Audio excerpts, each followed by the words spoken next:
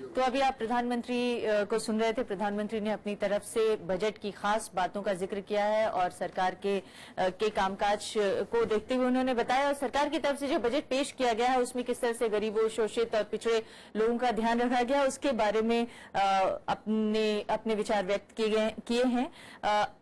हमारे सारे मेहमान लगातार बने हुए हैं। मोहन गुरुस्वामी जी, उन्होंने रेलवे सेफ्टी को लेकर और रेलवे को लेकर काफी सारी बातें की प्रधानमंत्री जी ने, और इसके अलावा रोजगार बढ़ाने पर, जिसको लेकर राहुल गांधी ने सबसे ज्यादा क्रिटिसाइज किया, उसको उन्होंने बोला कि रोजगार बढ़ाने के लिए हमने इलेक्ट्रॉनिक, मैन्युफैक्चरिंग, टेक्सटाइल को विशेष महत्व दिया है और उसमें हमने एलोकेशन बढ़ाए हैं। दूसरी तरफ उन्होंने रेलवे की सुरक्षा को लेकर कहा है कि हमने कई तरह की स्कीम्स तो चलाए हैं, लेकिन जो रेल सुरक्षा कोष में 1 लाख करोड़ का कॉर्पस बनाया है 5 साल के लिए, उससे काफी लोगों को फायदा होगा। अनमैन्ड लेवल क्रॉसिंग के लिए भी कुछ उपाय करने की बात कही गई है, हालांकि वो उसका टाइम पीरियड 2020 तक का है, लेकिन क्या इससे वाकई इकोनॉमी को गति मिलेगी? देखिए, इन्होंने पिछले 6 महीने से कह रहे हैं कि actually the railways minister is also speaking on this. Let's listen in. The social sector spending will bring in equity and it will bring in a new society, new economy for the country. So I really welcome this budget. It's a bold step. The Prime Minister imprint, whatever Prime Minister has been saying, the imprint of Prime Minister's ideas are on each and every statement of the Finance Minister. So this is a great step forward. We really welcome the budget. Railway मंत्री ने welcome किया है budget का और bold budget बताया, लेकिन उसकी details railway मंत्री ने खुद रेलवे के बारे में कुछ नहीं कहा। सोशल वेलफेयर के बारे में बात कर रहे हैं। देखिए, पिछले 6 महीने से ये लोग कह रहे हैं कि रेलवे बजट मेन बजट में आ जाएगा और इसमें कंसोलिडेटेड इंटीग्रेटेड अप्रोच रहेगा, कैपिटल एक्सपेंडिचर, ट्रांसपोर्टेशन सेक्टर, सबके लिए। सारे बजट डॉक्यूमेंट में रेलवे का कोई जिक्र नहीं है। डिफेंस का हेड है, इरिगेशन का हेड है, एग्रीकल्चर का हेड है, सबका हेड है, रेलवे का कुछ नहीं है। सारे कैपिटल एक्सपेंडिचर जो बता रहे हैं, अगर आप रेलवे का जोड़ेंगे तो ये आंकड़े बिल्कुल गलत है। अगर रेलवे ने बीच में कहा कि हम 1,30,000 करोड़ कैपिटल एक्सपेंडिचर करेंगे, जी 1,31,000 करोड़ का कैपिटल एक्सपेंडिचर रखा है। 55,000 करोड़ का provided by the government for the, अगर इसमें जोड़ लें, उसको निकाल दें, तो पिछले साल से कम है ट्रांसपोर्टेशन सेक्टर का एक्सपेंडिचर। तो इसके माने में नहीं है। इन्होंने जो कहा कि एक बड़ा रेवोल्यूशनरी कदम है, it is a hoax as far as the budget document. This is the document which matters, not the Prime Minister, not the Finance Minister's speech. This is the document. This is the law. That is not the law. That is his cover for it. And he's saying something and they're doing something. Now this is something which is a matter of great concern. This is what has been given to the people of India as their budget. And it does not mention the word railways in it. And they're saying railway budget is into it. Now there are so many things. You know, there was this issue of political reform. Big tamasha was made of it. Reform budget. Clean-up budget. You know, 2 kinds of expenditures in politics. One is the regular operating expenditure of a party, organization, you know, salaries, buildings, bijli, all that. For that they get money, which by checks and whatever. There's election money, which is spent by the netas. It does not go into the khata. Well, I've also been within parties and governments to know that how it happens.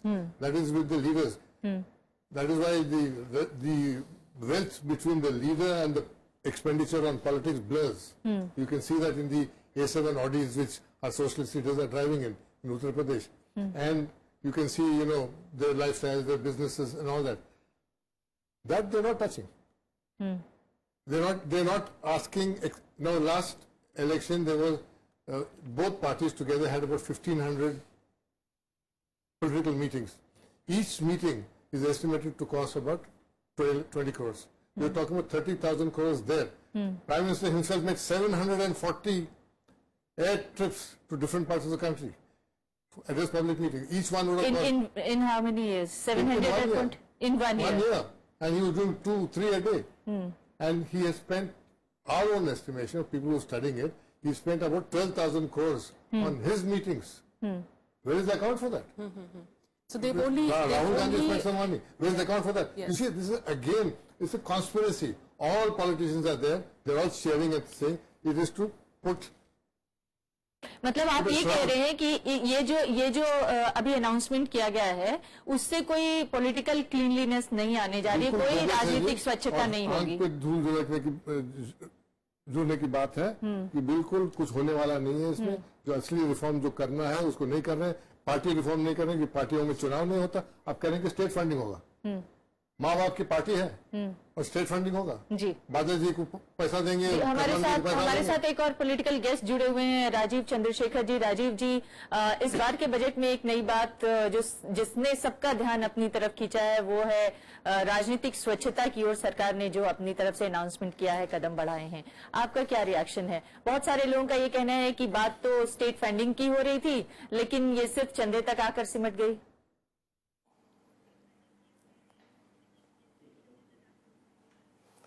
नहीं, देखिए, मैं मानता हूँ ये एक बहुत important first step है। मैं ये नहीं कह रहा हूँ कि ये एक कंप्लीट डिसाइसिव solution है। The first step that has been taken is essentially to make sure that the money involved in politics is legal money. It is legitimate money. And so the creation of this electoral bond, the creation of ensuring that the anonymous donors are reduced to 2,000 rupees are an important first step. I was listening to Mohan Guruswami ji. I think he makes a point that it is not complete, and I accept that it is not the complete cleaning up of the political funding ecosystem.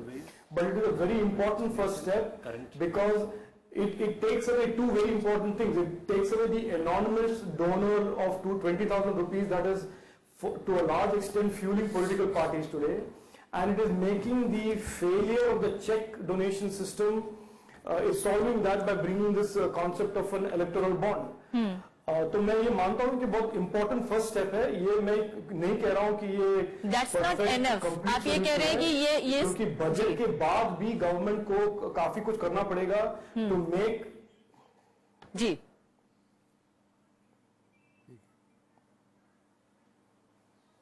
You please continue sir. नहीं, इसके बाद भी budget के बाद भी government को काफी कुछ करना पड़ेगा to clean up the political system, but this is the first step. And what else means, इसके अलावा जो उन्होंने आम लोगों के और अर्थव्यवस्था को गति देने के लिए जो अपनी तरफ से अनाउंसमेंट किए हैं उसको लेकर आपका क्या टेक है? ऐसा लगता है कि ज्यादातर फोकस कैशलेस इकोनॉमी और डीमोनेटाइजेशन से सरकार की क्या उपलब्धियां रही उस पर रहा है?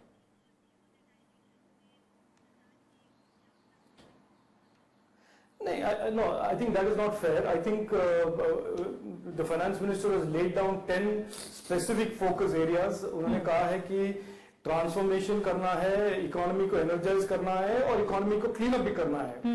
ये जो डिजिटल इकोनॉमी और डीमोनेटाइजेशन की बात है वो है to address the issue of cleaning of the economy. लेकिन ट्रांसफॉर्मेशन और जो एनर्जाइज के जो दो मुद्दे हैं, he has focused on higher outlays for rural sector, he has focused on higher outlays for infrastructure, higher outlays for the agricultural sector, और उन्होंने कहा कि higher outlay ही नहीं, हम public spending को more efficient करेंगे।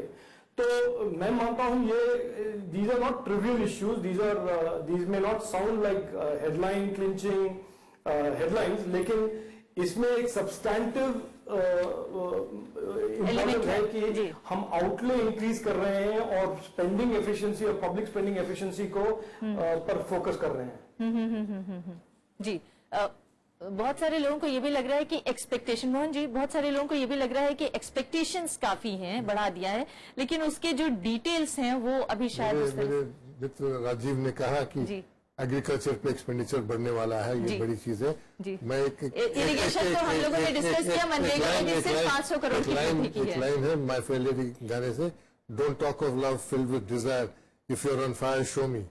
आई said show me the money, where have you put the money? You are talking about this and that, where is the money? The budget allocations don't reflect any change.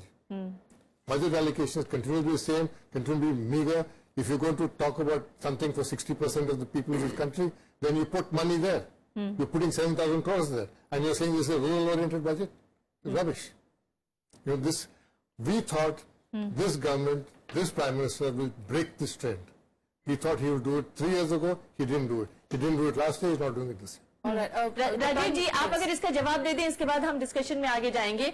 Mohan Guruswamy का कहना है कि किसानों के लिए और rural sector के लिए चाहे जितनी बातें करे सरकार, लेकिन बजट के जो कॉपी है और जो बजट के जो प्रावधान किए गए हैं उसमें उसकी डिटेल्स नहीं है। जो इरिगेशन सेक्टर है उसमें सिर्फ 7,000 करोड़ दिए गए, मनरेगा में सिर्फ 500 करोड़ का इजाफा हुआ है। क्या इस तरह से हम कह सकते हैं कि रूरल सेक्टर को बढ़ावा दिया गया है?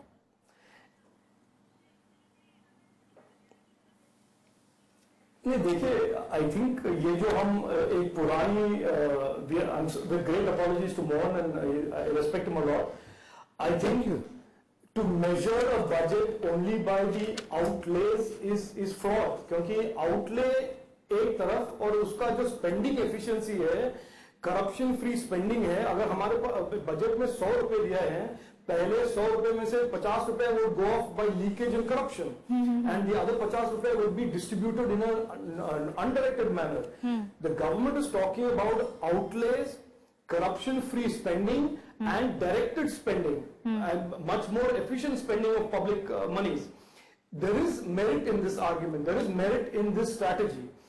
Only to measure a budget by the numbers कि हमने 10 लाख करोड़ दिए हैं, 50 लाख करोड़ दिए हैं, that is to be getting into a statistical delusion and statistical fog. जी, यहाँ पे गवर्नमेंट कह रहे हैं कि हमने रूरल सेक्टर पे इतना पैसा हमने एक्सपैंडेड आउटले किया है, marginal expansion, significant expansion, whatever it is. जी, लेकिन वो पैसे का जिक्र नहीं है शायद। Corruption free spending and combining that with much more efficient directed spending. जी, मोहन गुरुस्वामी ये पूछ रहे हैं कि कितना पैसा दिया गया है? देखिए, रेटोरिकली कुछ कहना ठीक है, you have problems, responsibilities, I understand that, but let's not ignore reality. Reality isn't budgetary figures. Let's not suddenly assume that this government is going to get more efficient, less corrupt. There's no proof of that so far. That is your assumption. Maybe you're supporting them on the benches, but that's your assumption. That's the statement. It's not a fact, and the delusion is yours. जी, पुनिया साहब, आप क्या कहना चाहेंगे? दो बातों पर ऐसा लगा कि राहुल गांधी ने बहुत ज्यादा फोकस किया। एक बुलेट ट्रेन और रेलवे को ओवरऑल बजट, और बुलेट ट्रेन चलाए जाने की बात, रेलवे सेफ्टी की बात, और दूसरी जॉब्स की बात। मोहन गुरुस्वामी का कहना है कि रेलवे को लेकर तो बजट में कुछ ज्यादा प्रावधान दिख नहीं रहा है। हालांकि सरकार ने अपनी स्पीच में, वित्त मंत्री जी ने अपनी स्पीच में कई सारी बातें कही हैं, पर जॉब्स को लेकर क्या आप लोग होपफुल हैं कि सरकार आगे बढ़ पा रही है? हालांकि प्रधानमंत्री जी ने जो अभी स्पीच दी उसमें स्पष्ट किया कि कई सारे सेक्टर्स हैं, जैसे इलेक्ट्रॉनिक, मैन्युफैक्चरिंग, टेक्सटाइल, इस तरह के सेक्टर्स में को ज्यादा महत्व देते हुए हमने रोजगार बढ़ाने के कुछ उपाय किए हैं। देखिए, सबसे पहले तो मैं कहना चाहूंगा कि ये एनुअल रिचुअल है बजट का, और वो पेश हुआ। बहुत सी चीजें एक्सपेक्ट कर रहे थे जो कि यहाँ पर नहीं दिखाई दी, और ये कह देना कि बजट में फिगर्स अलग हैं, कम हो सकती हैं, लेकिन हम एफिशिएंसी से, ऑनेस्टी से, ट्रांसपेरेंसी से, ये कोई बजट में ना तो कोई स्टेटमेंट है और ना ही कोई इसका कोई आउटकम इस बजट के माध्यम से फाइनेंस मिनिस्टर ने बताया। बजट देखा जाता है आउटले से, क्या आउटले पेश किया, और उसी के आधार पर सरकार अपना स्टेटमेंट देती है। तो इसलिए ये कह देना कि हमने बजट भले ही कम किया हो, लेकिन इसके नतीजे और हमारी इंटेंशन बहुत है। दूसरा, मैं स्पष्ट रूप से ये कहना चाहूंगा कि यहाँ कहा है फोकस एरिया, 10 फोकस एरिया है। पहला फोकस एरिया इन्होंने फार्मर्स का रखा, जो रूरल सेक्टर का रखा। फार्मर्स में कहा कि 5 साल, अगले 5 साल में हम फार्मर की इनकम को डबल करेंगे। किस तरह से डबल करेंगे? इन्होंने कहा कि 10 लाख करोड़ हमारा जो एग्रीकल्चर क्रेडिट है, वो इस साल पे 10 लाख करोड़ एग्रीकल्चर क्रेडिट होगा। ये तो हर साल बढ़ाया जाता है। मैंने तो देखा है पिछले 8-7 साल से कि हर साल पहले 50,000 करोड़ कुछ बढ़ाया जाता था, अब 1 लाख करोड़, 1.5 लाख करोड़ हर साल बढ़ाया जाता है। उसमें कोई खास बात नहीं है। और इसमें एग्रीकल्चर क्रेडिट में और फार्म क्रेडिट में दोनों में फर्क है। कोल्ड चेन में जो इन्वेस्टमेंट होता है या क्रेडिट जाता है, वो भी एग्रीकल्चर क्रेडिट पे जाता है। और भी तरह तरह की एंसिलरी एक्टिविटीज हैं जो कि फार्म क्रेडिट से सीधे, फार्मर्स की इनकम से सीधे संबंधित नहीं है। वहां भी क्रेडिट जाता है। तो 10 लाख करोड़ से फार्म इनकम एग्रीकल्चर क्रेडिट देने से उनकी एग्रीकल्चर इनकम बढ़ जाएगी, डबल हो जाएगी, इसका कोई प्रमाण नहीं है, किसी तरह का प्रमाण नहीं है। और ये भी स्टेटमेंट दे देना कि 60 दिन का जो इंटरेस्ट वेवर है कोऑपरेटिव का हल्के से कोऑपरेटिव कह दिया, क्योंकि मेजर जो क्रेडिट है वो बैंकों के माध्यम से होता है। एग्रीकल्चर कोऑपरेटिव सेक्टर वो पूरी तरह से डिफंक्ट है और शायद ही किसानों को कोई लाभ उसके माध्यम से मिल सके। अब डबल इनकम हो सकती है, मैं समझता हूं कि या तो एमएसपी बढ़ाई जाए, एमएसपी डबल की जाए, या जो इनपुट्स हैं उसके सीड है, फर्टिलाइजर है, उसकी कॉस्ट कम कर दिया, प्राइस कम कर दिया, तभी तो होगा। वरना ऐसे सिर्फ स्टेटमेंट कर देना कि 10 लाख एग्रीकल्चर क्रेडिट होगा, उसके माध्यम से किसानों की आमदनी डबल हो जाएगी, मैं समझता हूं कि केवल धोखा देने वाली बात है। दूसरा, मनरेगा की बात कही। मनरेगा में कहा कि पहले 48,000 था, अब 52,000 करोड़ रुपए या 38 से 48,000 करोड़ कर दिया, और आज तक का सबसे ज्यादा। आज तो आवश्यकता है ही है। शहरी क्षेत्रों में जगह जगह पर जो डिमोनेटाइजेशन से जॉब लॉस हुआ है, अब सब गांव में चले गए। अब शहरों से पलायन हुआ है, पहले गांव से पलायन होता था शहरों में। नहीं, उन्होंने ये भी कहा कि पहले एलोकेशन ज्यादा होते थे लेकिन मिलते कम थे। अब एलोकेशन भले ही हम रैशनल कर रहे हैं, लेकिन उसके अकॉर्डिंग, उसके अनुपात में हम लोगों को ज्यादा पैसे बांट रहे हैं, और इसलिए हमने पहले से बढ़ाकर पैसे रखे हैं मनरेगा में। खर्चा नहीं हो रहा, कंडीशन खर्चा बढ़ा है, इसलिए उन्होंने पैसे भी बढ़ाए। कंडीशन जितनी रखती, खर्चे नहीं हो रहे।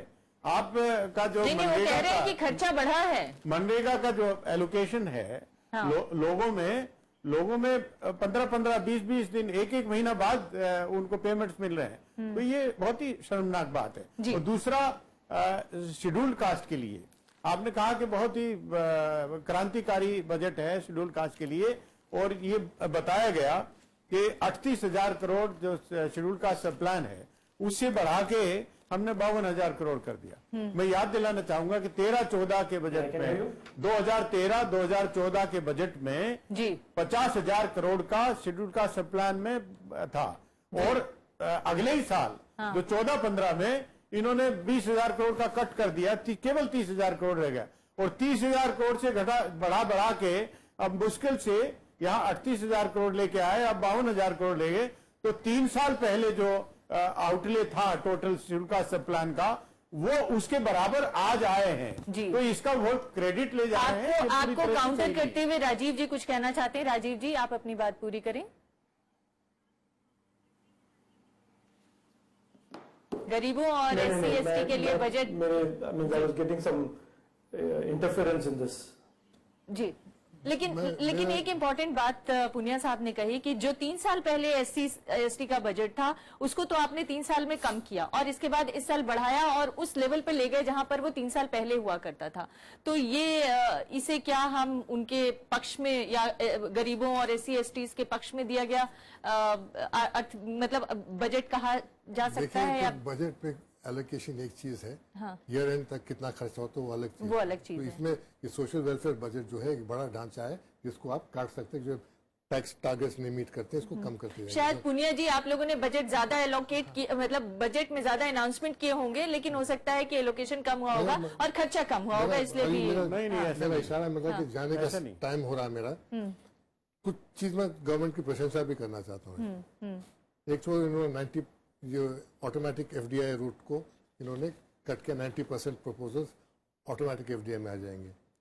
FIPB को ये लोग बंद कर रहे हैं, बर्खास्त कर रहे हैं। FIPB जो है एक टैक्स कलेक्शन, रेंट कलेक्शन की स्थल हो गई थी, जो वहां परमिशन लेने की, उसको बर्खास्त कर रहे हैं। और इन्होंने ये 2 million point of sale units रखने वाले electronic to have digital transaction, ये it's a big boon. It creates a backbone for digitalization of the economy. 2 million POS terminals. POS, हाँ. Most important. And what's the budget allocation for that? No, they provided there's a certain amount of money, but this will be bought through the banks, but it will be done. So I'm quite sure it will be done. Most important, I think this is very important. They are going to relook this whole IPC provision of dishonest checks, which has Dishonest. brought the system to a halt. Nobody trusts, because why does the reliance on cash? Because you can't trust a check. And you give a check and it becomes a civil offense and you go to court for 20 years. So if they're going to look at that. If they look at that, make it a criminal offense, make it very punishable, then you're talking of one step forward in digitization. I think there are some good things. It's not that the budget is total zero. But I think, they could do well with a little modesty in how they package it. It's not a super, budget which is going to break all records and limits. It's under the conditions, after the self-inflicted injury, it is a makeshift budget. You can even call it a pass vote and account kind of budget. Nothing changed very much, It's a let it be budget. Okay. जी अभी एक break के लिए रुकेंगे मोहन जी और इसके बाद लौटेंगे कुछ और नए मेहमानों के साथ। बने रहिएगा हमारे साथ।